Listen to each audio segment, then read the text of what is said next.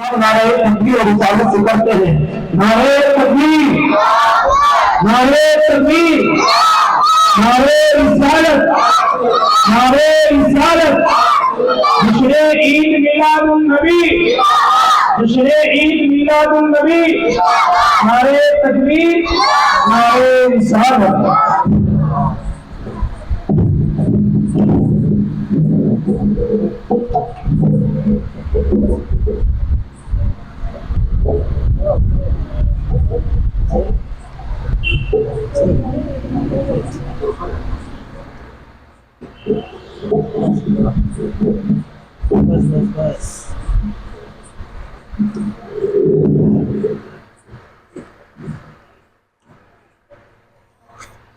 معزز سامعین اکرام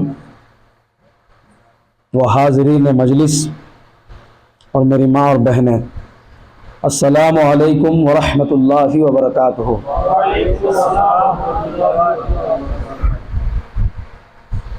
نحمدہ ونصلی علی رسولہ الکریم.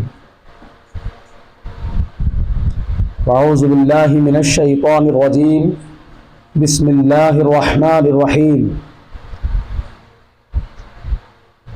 ان اللہ وملائکتہ یصلون علی النبی یا ایھا الذین آمنوا صلوا علیہ وسلموا تسلیما.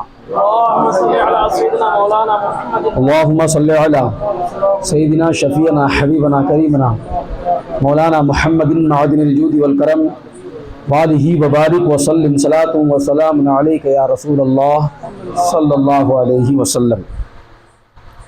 آئیے پھر سے مل کر نبی اور آل نبی پر پھر سے درود شریف کی ڈالیاں نچھاور کرتے ہیں. اللہم صلی علی سیدنا شفیعنا حبیبنا کریمنا مولانا محمد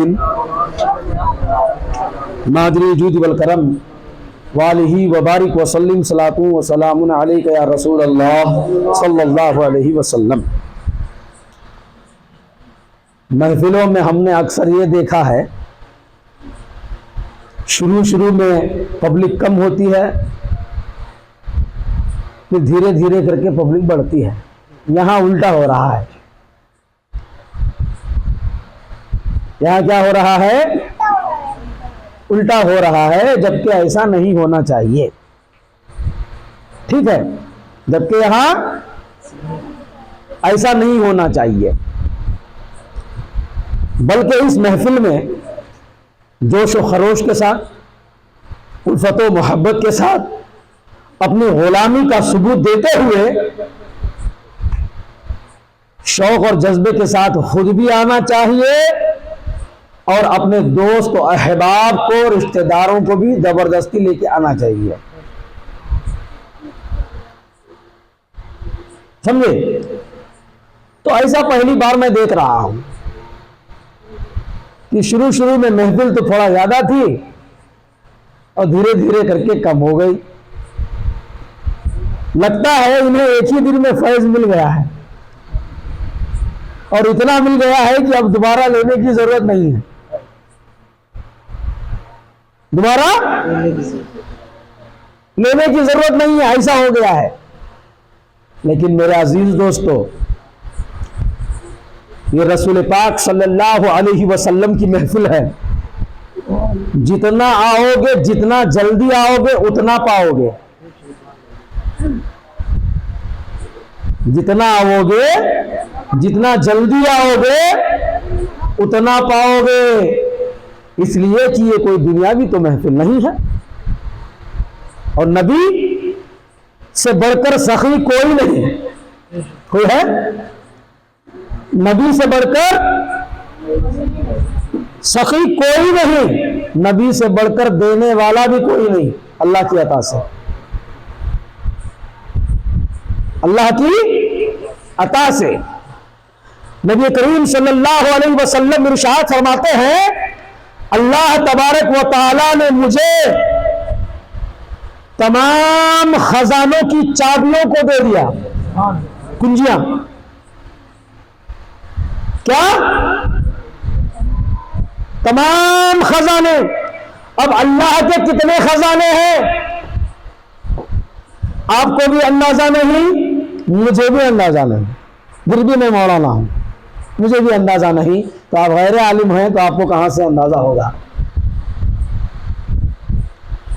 تو نبی کیا فرماتے ہیں؟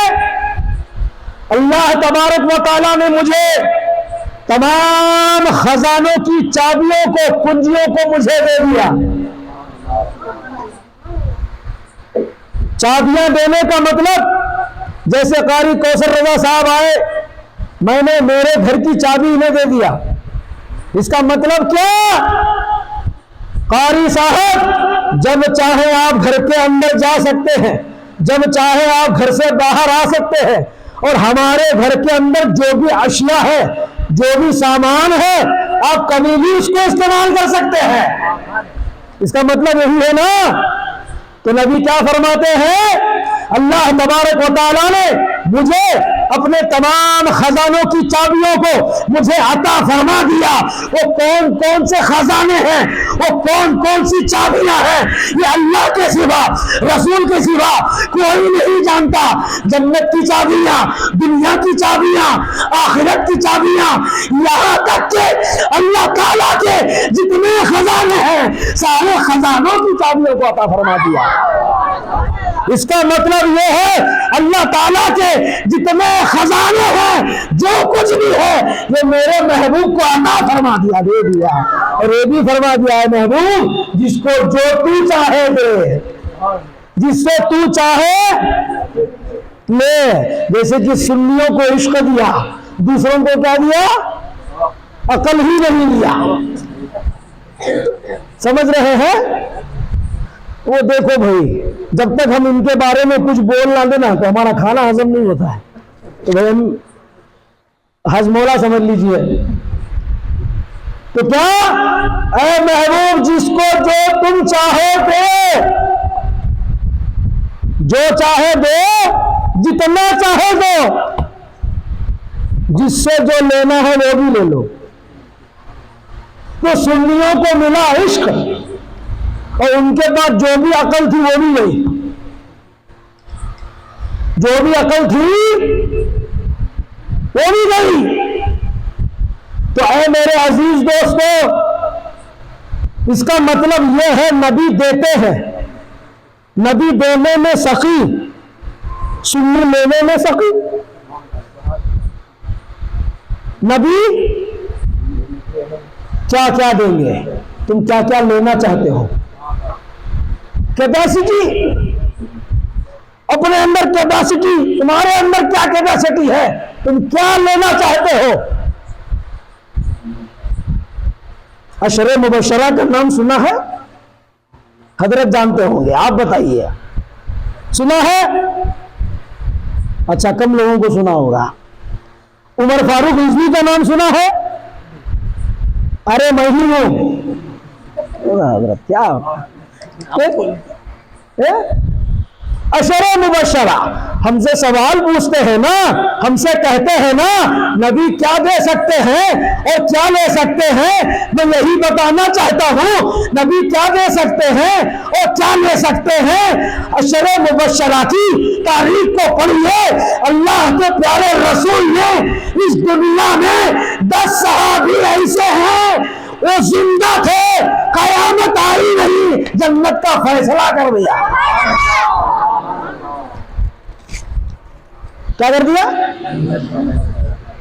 جنت کا فیصلہ کر دیا۔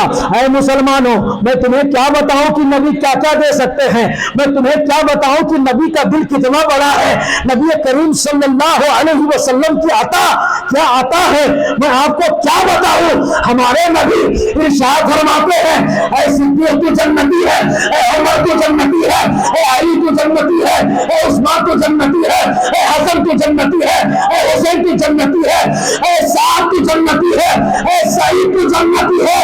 میں کہتا ہوں جو نبی اس دنیا میں رہ کر جنت کو پار دے، اس سے بڑا مرتبے والا کوئی نہیں ہو سکتا۔ نعرہ تکبیر، نعرہ تکبیر، نعرہ رسالت، نعرہ رسالت، عظمت صحابہ، عظمت صحابہ، نعرے تکبیر، نعرے رسالت۔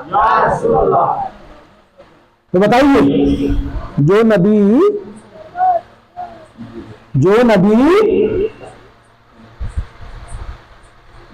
دنیا میں قیامت آئی ہے، نہیں، حساب و کتاب ہوا ہے یا میں حساب ہوا ہے؟ نہیں، پھر بھی جنت کا فیصلہ فرما رہے ہیں۔ بتاؤ، اب کوئی کہے نبی نہیں دے سکتے تو بتائیے اب وہ پاگل ہے کہ نہیں ہے؟ بیوقوف ہے کہ نہیں ہے؟ بیوقوف ہے نا، کہتے نبی کچھ نہیں دے سکتے، اور نبی کیا دے رہے ہیں؟ نبی کیا دے رہے ہیں؟ جنت۔ اچھا، یہ تو جنت کی بات تھی۔ حضرت قدادہ ذہن آئی، ایک بات آئی تو بتا دے رہے ہیں۔ حضرت ابو قدادہ رضی اللہ تعالیٰ عنہ کی آنکھ پھوٹ گئی۔ کیا ہو گئی؟ آنکھ پھوٹ گئی، ایک جنگ میں تیر ویر لگ گیا ہوگا، آنکھ پھوٹ گئی۔ رسول کی بارگاہ میں آئے، عرض کیا یا رسول اللہ صلی اللہ علیہ وسلم، میری آنکھ پھوٹ گئی ہے، مجھے آنکھ چاہیے۔ اگر نبی کو دینے کی طاقت نہ ہوتی، یہ استطاعت نہ ہوتی، نبی کیا فرماتے؟ ڈاکٹر کے پاس جاؤ، حکیم کے پاس جاؤ، حکیم کے پاس جاؤ، ڈاکٹر کے پاس جاؤ، یہ کہتے۔ لیکن نبی دینا جانتے ہیں، نبی دینا جانتے ہیں، صحابہ بھی لینا جانتے ہیں، اور ہم سب صحابہ کے غلام ہیں تو ہم بھی لینا جانتے ہیں۔ تو حضرت ابو قدادہ رسول کے حضور آتے ہیں، عرض کرتے ہیں یا رسول اللہ صلی اللہ علیہ وسلم، میری آنکھ کی پتلی پھوٹ گئی ہے، میری آنکھ ہاتھ میں آ گئی ہے، یا رسول اللہ مجھے آنکھ چاہیے۔ نبی ارشاد فرماتے ہیں میری آنکھ کو لا۔ نبی آنکھ لیتے ہیں، اپنا لعاب دہن، اپنا تھوک اس آنکھ میں لگاتے ہیں، پوری جگہ فل کر دیتے ہیں جہاں آنکھیں ہوا کرتی ہے۔ حضرت ابو قدادہ ارشاد فرماتے ہیں جب سے نبی نے اپنے ہاتھوں سے، اپنے تھوک سے میری آنکھ کو لگایا ہے، پہلے سے زیادہ روشنی دینے لگی، پہلے سے زیادہ روشنی دینے لگی۔ تو بتاؤ اور کیا بولوں؟ جنت بات چکے، آنکھیں مل رہی ہیں، بہت سارے ایسے معجزات ہیں نبی کریم صلی اللہ علیہ وسلم کے، بہت سارے۔ ایک بات بتائیے،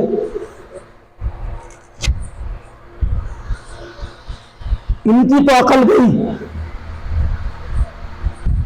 لیکن نبی کریم صلی اللہ علیہ وسلم کی عظمت یہ ہے، آپ کی تعظیم جانور کیا کرتے تھے، آپ کی تعظیم جانور بھی کیا کرتے تھے۔ دائی حلیمہ فرماتی ہیں ایک مرتبہ حضرت محمد صلی اللہ علیہ وسلم اور میرا بیٹا دونوں بکریاں چرانے گئے تھے، دونوں بکریاں چرانے گئے تھے، تو میں نے کیا دیکھا، جب نبی چل رہے ہیں تو نبی سے آگے ایک بھی بکری نہیں جا رہی ہے، نبی سے آگے ایک بھی بکری نہیں جا رہی ہے۔ تو اس کا مطلب یہ ہے نبی کی تعظیم انسان کرتے ہیں، نبی کی تعظیم جانور کرتے ہیں، نبی کی تعظیم جنات کرتے ہیں، نبی کی تعظیم فرشتے کرتے ہیں۔ پورے دنیا میں جس سے نبی سے محبت ہے وہ سب ہمارے نبی کی تعظیم کرتے ہیں، اور جس کو محبت نہیں ہے وہ تو نہ تعظیم کرے گا اور تعظیم کا انکار بھی کرے گا۔ لیکن ان کے استاد کا نام ہمیں معلوم ہے، قرآن شریف میں ہم نے پڑھا ہے، جو نبی کی تعظیم نہیں کرتا ہے اس کا حشر کیا ہوتا ہے۔ وَإِذْ قُلْنَا لِلْمَلَائِكَةِ اسْجُدُوا لِآدَمَ فَسَجَدُوا إِلَّا إِبْلِيسَ، قرآن شریف میں۔ حضرت آدم کی تعظیم شیطان نے نہیں کیا، تو اللہ نے کیا کیا، اس کو ابلیس بنا دیا، شیطان بنا دیا۔ پھر بھی تم سے شیطان اچھا ہے، پہلے جنت میں تھا، ہو بھائی حضرت سے پوچھ لو، پھر بھی تم سے شیطان اچھا ہے، کیوں؟ پہلے وہ جنت میں تھا، جنت کے مزے لے چکا ہے، جنت کے کھانے کھا چکا ہے، اور تم اتنے بڑے بدتمیز ہو جنت کا چہرہ بھی نہیں دیکھ پاؤ گے۔ تو جو نبی کی تعظیم نہ کرے تو اس کا مطلب یہ ہے کہ اس کے دل میں محبت نبی نہیں ہے۔ تو دائی حلیمہ کیا فرما رہی ہیں؟ جب میرے محبوب صلی اللہ علیہ وسلم آگے جا رہے ہیں، ایک بھی بکری آگے نہیں جاتی ہے، ساری بکریاں نبی کے پیچھے چلتی ہیں اور تعظیم میں چلتی ہیں، سر جھکا کے چلتی ہیں، شور شرابہ نہیں کرتی ہیں، نبی کا ادب احترام کرتی ہوئے چل رہی ہیں۔ تو دائی حلیمہ کیا فرماتی ہے؟ ایک مرتبہ بہت دیر ہو گئی، نبی کریم صلی اللہ علیہ وسلم گھر واپس نہیں آئے، نبی کریم صلی اللہ علیہ وسلم گھر واپس نہیں آئے۔ تو حضرت دائی حلیمہ اور کچھ گاؤں والے لوگ نکلتے ہیں ڈھونڈنے کے لیے، تو کیا دیکھتے ہیں؟ رستے میں ہمارے نبی تشریف لا رہے ہیں۔ تو دائی حلیمہ پہنچی، عرض کیا بیٹا آنے میں تاخیر کیوں؟ تو آپ صلی اللہ علیہ وسلم ارشاد فرماتے ہیں، اے دائی جان، آپ کے بیٹے کو کسی بات پر غصہ آ گیا بکری پر، اور بکری کا پیر توڑ دیا۔ کیا کر دیا؟ بکری کا پیر توڑ دیا، تو اسی لیے آنے میں دیر ہو گئی۔ دائی حلیمہ عرض کرتی ہے، یا رسول اللہ صلی اللہ علیہ وسلم، وہ بکری کہاں ہے جس کا پیر ٹوٹ گیا ہے؟ نبی ارشاد فرماتے ہیں وہ صحیح ہو گئی ہے۔ وہ کیسے صحیح ہو گئی ہے؟ نبی ارشاد فرماتے ہیں میں نے میرے ہاتھ سے اس کے پیر کو پکڑا، تھوڑا مس کیا، تھوڑا سہلایا، اللہ نے اس بکری کو شفا عطا فرما دی۔ بتاؤ، بچپنے کا عالم ہے، بچپنے کا عالم ہے، بکریوں کو شفا مل رہی ہے۔ اور دائی حلیمہ فرماتی ہیں ان کے گاؤں میں جب لوگ نبی کے چرچے سننے لگے، جب بہت زیادہ لوگ آنے لگے تو میں پریشان ہو گئی، تو کسی نے مشورہ دیا گھر کے باہر ایک ہاؤس کھود ڈالو۔ کیا کہ ڈالو؟ ہاؤس کھود ڈالو۔ تو بی بی حلیمہ نے اپنے گھر کے آگے ایک بہت بڑا ہاؤس کھدوایا، پھر اس کے بعد کیا کیا؟ نبی کریم صلی اللہ علیہ وسلم کے پیروں کو اس میں ڈال دیا، جو بھی آتا اس ہاؤس کا پانی پیتا تو شفا پا جاتا۔ جن کے تلووں کا دوہن ہے آگے حیات ہے، وہ جانے مسیحا ہمارا نبی۔ سمجھے؟ یہ میرے نبی کی شان ہے، میرے نبی کا ابھی بچپن چل رہا ہے، میرے نبی کا ابھی بچپن چل رہا ہے، آپ صلی اللہ علیہ وسلم ابھی دودھ پی رہے ہیں، لیکن دیکھیے کتنے کتنے بڑے بڑے معجزے ہیں، کسی کو شفا بخش دیا۔ ارے ایک مرتبہ کیا ہوا، جب پہلے دن حضرت دائی حلیمہ نبی کو مکہ مکرمہ سے لے کر جب واپس آ رہی تھی، دائی حلیمہ فرماتی ہے ہم پر ڈاکوؤں نے حملہ کر دیا۔ اور کتنے ڈاکوؤں نے؟ 40۔ کتنے؟ 40 ڈاکوؤں نے، وہ بھی نصرانی۔ وہ پہلے سے نبی کے دشمن تھے، ان کا عقیدہ یہ تھا حضرت محمد صلی اللہ علیہ وسلم معاذ اللہ نصرانیوں میں پیدا ہوں گے، تو پیدا نہیں ہوئے تو قتل کرنے کے ارادے سے آ گئے، نبی کو قتل کرنے کے ارادے سے آ گئے۔ جیسے آ گئے اس کا سردار، وہ جو 40 لوگ ہیں نا، ان کا سردار کہنے لگا یہی محمد ہے، ان کو کاٹ دو، معاذ اللہ ان کو مار دو۔ دائی حلیمہ نبی کی طرف چہرہ کرتی ہے اور عرض کرتی ہے یا رسول اللہ، میری اونٹنی بولی تھی، میری اونٹنی کمزور تھی، جب آپ بیٹھے اونٹنی جوان ہو گئی، اونٹنی تندرست ہو گئی، یا رسول اللہ اس مصیبت سے بھی ہمیں نجات دیجیے۔ بتائیے، ابھی چھوٹے ہیں ہمارے نبی کریم صلی اللہ علیہ وسلم، چھوٹے ہیں تو کیا ہوا، پھر بھی نبی، اب پھر بھی نبی، نوری نبی ہے۔ تو نبی کریم صلی اللہ علیہ وسلم اتنے بچپنے میں، جبکہ ابھی آپ دودھ پی رہے ہیں، آپ اپنی آنکھیں کھولتے ہیں، کھولنے کے بعد دم فرما لیتے ہیں، بس اللہ تعالیٰ کے حضور میں آپ نے کیا بھی دعا، آپ نے دعا فرما دیا، وہ دعا قبول ہو گئی۔ دائی حلیمہ فرماتی ہے میں نے کیا دیکھا، آسمان پھٹتا ہے، آگ نکلتی ہے اور پورے 40 لوگوں کو جلا کر خاک کر دیتی ہے۔ یہ ہمارے نبی کا جلوہ ہے میرے دوستو، اور ہمارے نبی کے جلوے کو کہاں کہاں سمجھو گے؟ جو سمجھ گیا وہی عاشق رسول، جو سمجھ گیا وہی محب رسول، جو نہیں سمجھا وہی گستاخ رسول۔ ہاں وہی کیا کہتے ہیں نبی کریم صلی اللہ علیہ وسلم، نبی اور ہم امتی برابر ہیں۔ کیسے برابر ہیں؟ کہتے ہیں نبی کے 2 ہاتھ ہیں، اچھا ہمارے بھی 2 ہاتھ ہیں، میں نے کہا اور نبی کے 2 پیر ہیں، اچھا اور ہمارے بھی 2 پیر ہیں، نبی کی 2 آنکھیں ہیں، اچھا ہمارے بھی 2 آنکھیں ہیں۔ پاگل آدمی، پاگل آدمی، نبی کے ہاتھ، نبی کے ہاتھوں کو دیکھ رہا ہے، اسی ہاتھ سے چاند کے 2 ٹکڑے کرنا بھی دے، نبی کے ہاتھوں کو دیکھ رہا ہے، انگلی کے اشارے سے ڈوبے ہوئے سورج کو واپس لانا، یہ بھی تو دیکھ،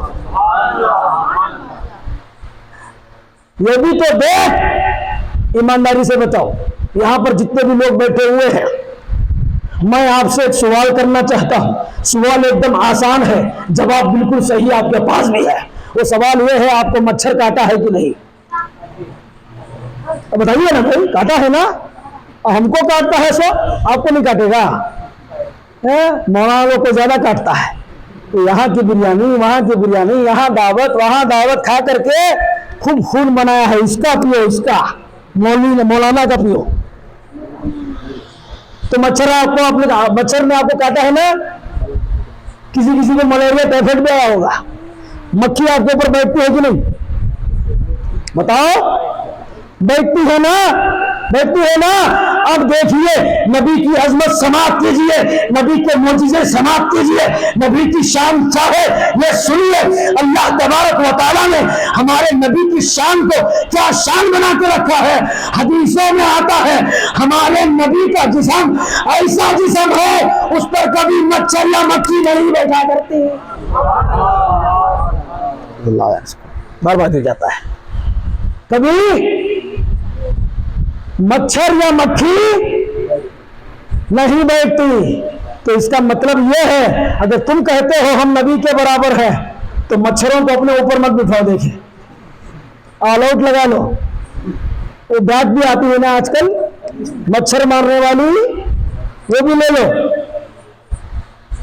اور ایک آئرمنٹ بھی آتا ہے، اس کو لگانے سے مچھر نہیں آتے، اس کو بھی لگا لو، پھر بھی نہیں چھوڑیں گے وہ۔ تو ہمارے نبی کی شان کیا ہے؟ مچھر مکھی کیڑا مکوڑا کوئی بھی ہمارے نبی کے جسم اطہر پر نہیں کر سکتا۔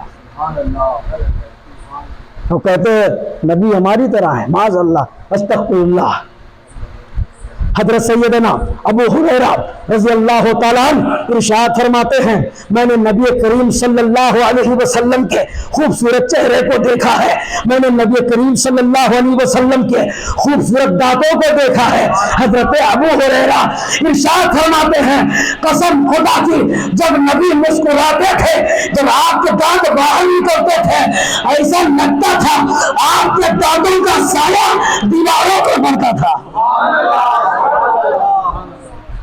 مطلب آپ کے دانتوں میں اتنی چمک، آپ کے دانتوں میں اتنی دمک، آپ کے دانتوں میں اتنا جلوہ، آپ کے دانتوں میں اتنا نور، جب آپ مسکراتے تھے تو اس کی جھلک دروازوں پر، اس کی جھلک دیواروں پر پڑا کرتی ہے۔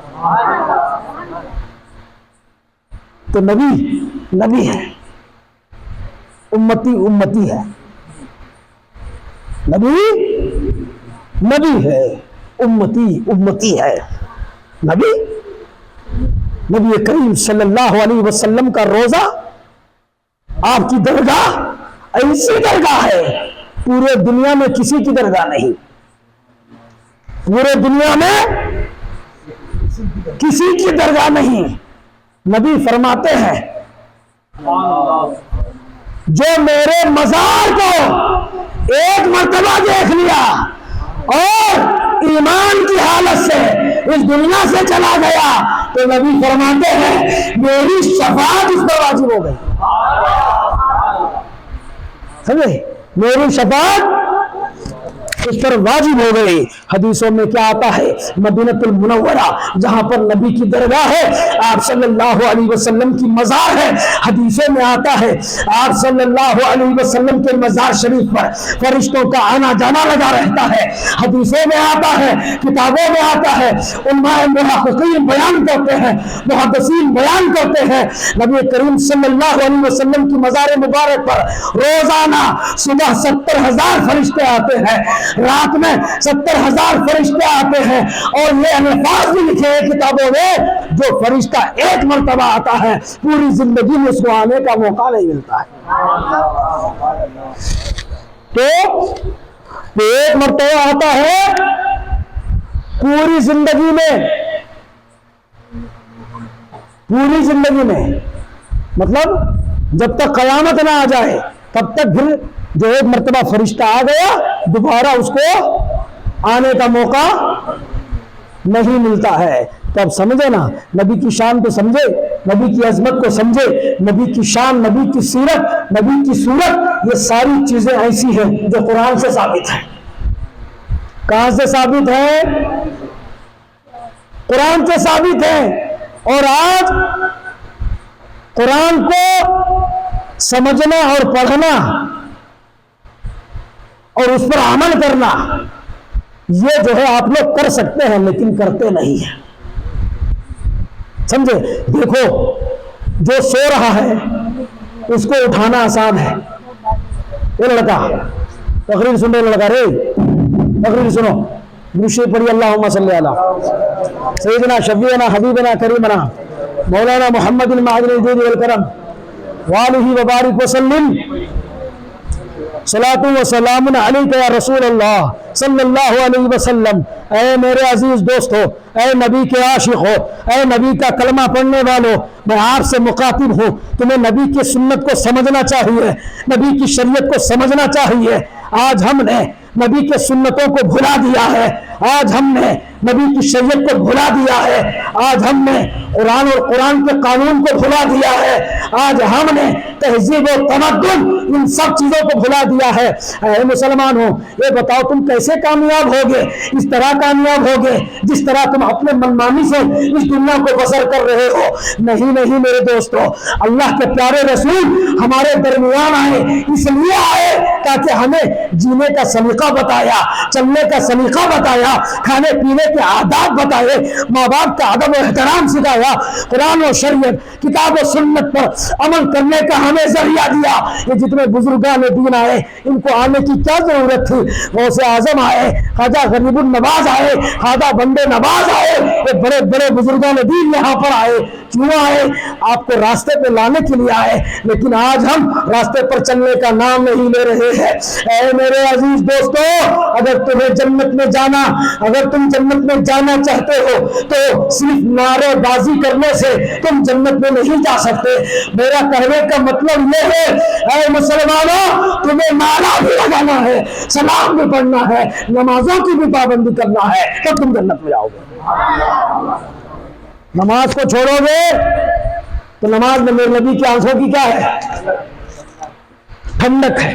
تو میرے کہنے کا مطلب یہ ہے، جو بندہ سو رہا ہے ریئل میں اس کو اٹھانا آسان ہے. کیا ہے؟ آسان ہے. لیکن جو سونے کی طرح ایکٹنگ کر رہا ہے اس کو پنچ مارو، کک مارو، ایلبو مارو، نہیں اٹھے گا. اٹھے گا؟ نہیں اٹھے گا. اگر کسی کو بھوک لگ رہی ہے اس کو کھلانا آسان ہے، لیکن کوئی بھوک کا ناٹک کر رہا ہو تو اس کو کیسے کھلاؤ؟ بھوک کا ناٹک کر رہا ہو تو اس کو کیسے کھلاؤ گے؟ اسی طرح یہ بھی مسئلہ سمجھ لو، آسانی سے سمجھ لو. یہ سارے مسائل تمہیں اس لیے بتاتے ہیں عقیدہ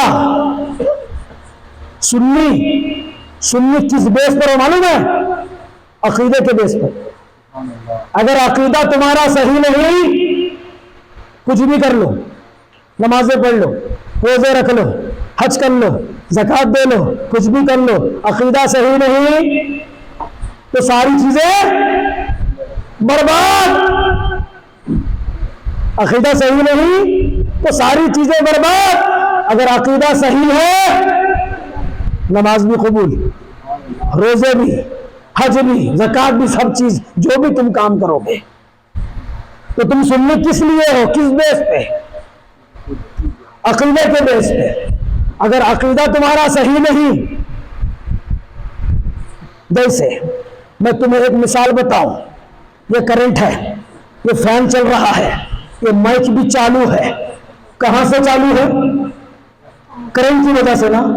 اگر کرنٹ نہ ہو، مائک ہے لیکن کسی کام کا نہیں، لائٹ ہے کسی کام کی نہیں، فین ہے کسی کام کا نہیں، ایمپلیفائر ہے لیکن کسی کام کا نہیں. کیوں؟